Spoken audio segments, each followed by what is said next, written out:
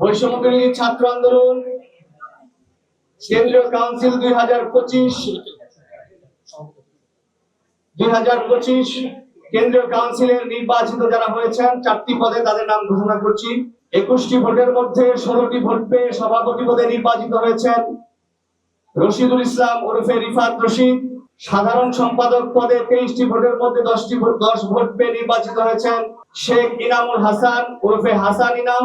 সাংগঠনিক সম্পাদক পদে 23 ভোটের মধ্যে 19 ভোট পেয়ে নির্বাচিত হয়েছেন মইনুল ইসলাম।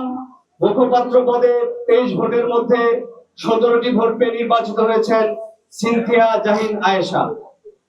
ধন্যবাদ সবাইকে। সামনে